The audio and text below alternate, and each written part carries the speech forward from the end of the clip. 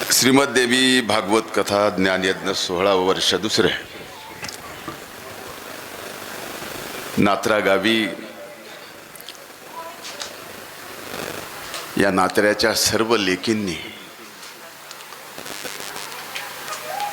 हा श्रीमद देवी भागवत कथा ज्ञान यज्ञ 16 आयोजित केला। आजच्या या दुसऱ्या वर्षी ज्यांच्या वाणीने सांगता होत्या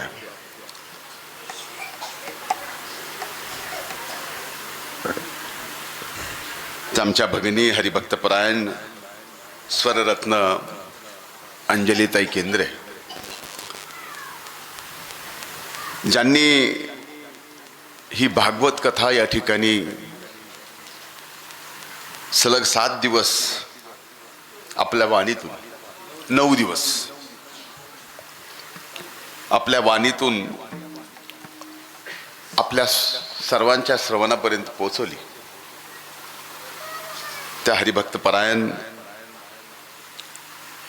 आदरणीय नंदिनीताई महाराज मयंद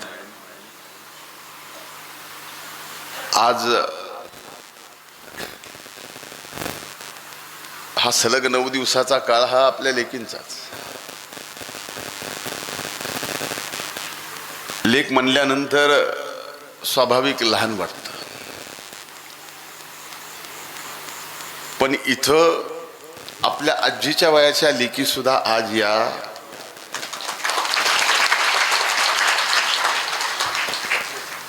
श्रीमद देवी भागवत कथेला उपस्थित आहेत। मी तर म्हणेन या नात्र्याच्या मातीचं एवढं भाग्य आहे।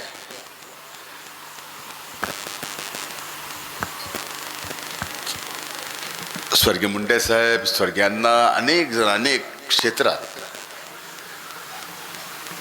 ताई मंत्री आहेत, आत्ता प्रीतमताई खासदार, म्हणजे एक वेळ तर अशी होती की सत्ता याच गावात, विरोधी पक्ष सुद्धा याच गावातला,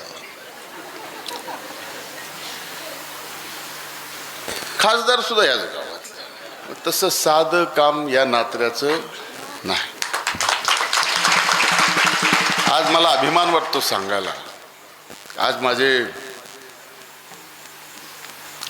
डोळे पाणावलेत। कदाचित ताई तुझ्या कानावर हे आलं असेल का नाही माहीत नाही, पण जगाने नाही, ही सप्त्याची परंपरा या महाराष्ट्रात आहे।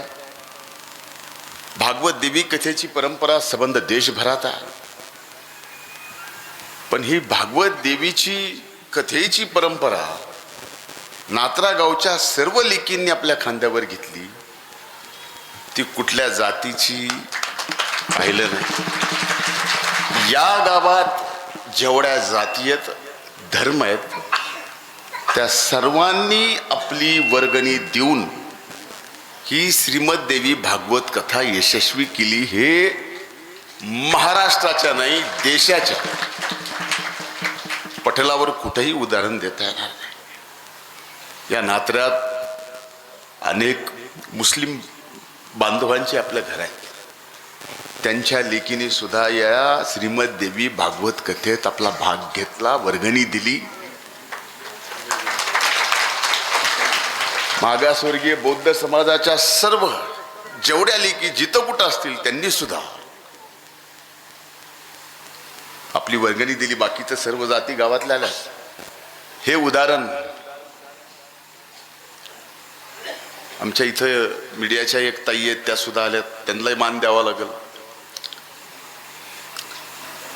ही नोंद घ्या, ही खरी बातमी। दिस इज कॉल्ड जर्नलिझम पॉझिटिव्ह। हे आमच्या नात्र्याचं, आमच्या मातीचं, या परळीचं, या तालुक्याचं, या बीड जिल्ह्याचं महात्मा काय तर हे आहे। आणि हे जर आपण अनेक जणांना सांगितलं ना, तर अनेक गावात ही नात्र्याची परंपरा, अध्यात्माची, वारकरी संप्रदायाची, श्रीमद देवी भागवत कथेची राज्यभर गावागावात लेकी करत्या। आणि ही परंपरा या नात्र्याने चालू केली आहे। मी बऱ्याचदा विचार करत होतो, दुसरं वर्ष, मागच्या वर्षी ऐकलं, यावर्षी स्वतः सगळ्या गोष्टी, छोट्या छोट्या गोष्टीत मी मागून भाग घेत होतो. सुरुवात कशी झाली? हरिभक्त परायण दिवेगावकर गुरुजींनी पहिल्यांदा ही गोष्ट बाईंच्या कानावर घातली. त्यांची इच्छा होती. त्यांची इच्छा का झाली असेल दिवेगावकर गुरुजीची? बाकी मुलं किती ह्या नात्यातले सुखी आहेत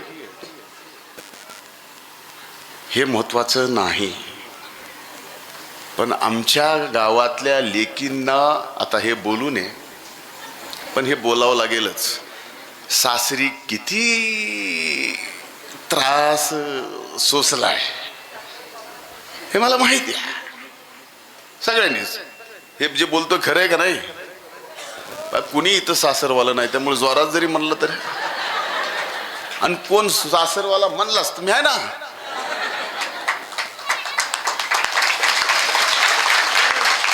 आणि हे माझ्या अनेक बहिणीचं दुःख भाऊ म्हणून मी पाहिले. या दुसऱ्या श्रीमद भागवत देवी कथेनंतर तरी माझ्या गावच्या लेकींच्या, माझ्या बहिणीच्या नशिबी सर्व सुख, त्यांच्या सर्व इच्छा, चांगलं आरोग्य या नात्र्याच्या मारुती रायानी, प्रभू वैद्यनाथांनी, आपण नात्रेकर सगळे प्रभू वैद्यनाथाचे सेवेकरी आहेत. रेणुका आईनी, संत भगवान बाबांनी माझ्या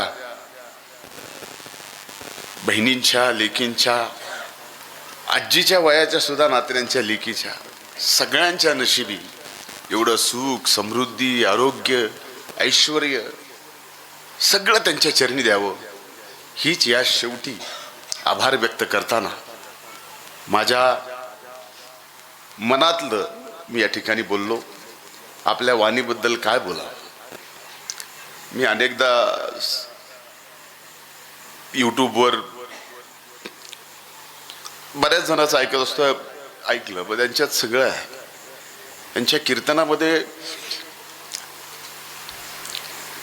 गाथेचं प्रमाण आहे, ज्ञानेश्वरीच्या ओवी आहेत, संत नामदेवांचं आहे, आणि राष्ट्रभक्तीचं सुद्धा आहे. आणि रोज सामाजिक ज्या काही गोष्टी घडत आहेत त्याच्यावर सुद्धा त्यांच्या वाणीतून या ठिकाणी आपल्या कीर्तनातून त्या सांगतात. आज ही नवरात्र म्हणजे मध्य नवरात्र म्हणतात, आणि या चैत्र नवरात्र ही खरी गोष्ट आहे. ताईंनी सांगितलं की या नवरात्रीमध्ये स्वतः देशाचे पंतप्रधान कन्यांची पूजा करतात, त्यांचं दर्शन घेतात. मध्य प्रदेशचे मुख्यमंत्री शिवराज सिंग चौहान यांचे सुद्धा अनेक कार्यक्रम मी स्वतः पाहिलेले, तुम्ही तर प्रत्यक्ष तिथे असाल. मी माझी एक सवय सांगतो, कदाचित अनेक जणांना माहीत असेल, मी माझ्या कोणाच्या पाया पडू देत नाही.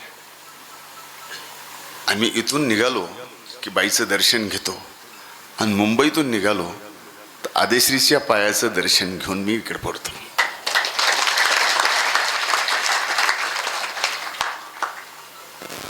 हे मला याच्यासाठी सांगायचं होतं की जे आपण आहेत ना आता भाऊ सगळे, ह्याच्यात काय ताकद आहे हे आज नाही कळायचं, नंतर कळेल. पण आज आपण सगळ्या भावांनी एक जर पंक्तीत भाऊ जेवायला बसलेला दिसला गावातला, माईच्यान सांगतो हा आज सगळा लाड, नाहीतर प्रत्येक वेळेस आपल्या मोठ्या सप्त्यात महिलांची पंगत दुसरी तिसरी, तसलं नाही. खरे का नाही? पहिली पंगत. आणि कोण कोण राबते बघतो इथं काका, लक्ष ठेवायचं. हा कुठे नाही, लोड कसा नाही, तेच तुमच्या सगळ्यांच्या आयुष्यामध्ये एवढं सुख यावं की त्या सुखात आमच्यासारखे भाऊ वाहून जावेत. त्याचा आनंद मिळावा, ह्याच आजच्या निमित्तानं नतमस्तक होऊन आपल्या सर्वांच्या साठी भगवंताला प्रार्थना करतो. पुढच्या वर्ष तिसरे मला म्हणले आता पुढच्या वर्षी संपल, 3च वर्ष भागवत करायचं असतं. आपल्या बहिणीला काही इथं गावातल्या कमी नाही, आणि कमी जरी पण आमच्यासारखे भाऊ आहेत ना. मला असं वाटतं, माझी इच्छा शेवटी ठरवणार आपण सगळेजण आहात. आपण ही जसे आपली प्रथा आहे गावातल्या मानाच्या सप्त्याची, तशी प्रथा ही कायम दरवर्षी आपण सगळ्या लेकींनी इच्छा करावी. वर्गणीची दरवर्षी अडचण तुम्हाला येणारच नाही, कारण हे देवीचं काम आहे. आधीच तर आहेत ना भाऊ सगळे, ते तर काय. पण ही प्रथा, ही ओळख, एक आगळी वेळ, एक वगळक आपल्याला उभ्या महाराष्ट्राला दाखवायची आहे. आपल्या सगळ्यांचे इथं टाळकर मंडळी, कथेसाठी राबणारे सगळे भावांचे आभार मानायचे नसतात. बाहेरून आलेल्या पाहुण्यांचे, ज्यांनी ज्यांनी इथं आपले या भागवत कथेच्या ज्ञानयज्ञामध्ये आपली आहुती थोडीशी दिलेली आहे, सगळ्यांचे मी मनापासून आभार मानतो. जे कीर्तनकार मंडळी आलेत, सगळे जे आलेत, त्यांचे सुद्धा मी मनापासून आभार या ठिकाणी मानतो. टाळकर मंडळीचे सुद्धा मनापासून आभार. आज तुमच्या हातात टाळाच्या ऐवजी विणा बघून म्हणजे टाळच जास्त दिसतो चांगला. कमाल आहे, या वयात तुम्ही ज्या पद्धतीने उड्या मारतात. मी आजकाल व्यायाम काढायला लागलो म्हणून माझ्या लक्षात येते की किती कठीण असतं. मनापासून सगळ्यांचे ऋण व्यक्त करतो. हे ऋण कमी होणार नाहीत, कायम आपल्या ऋणातच राहू. धन्यवाद.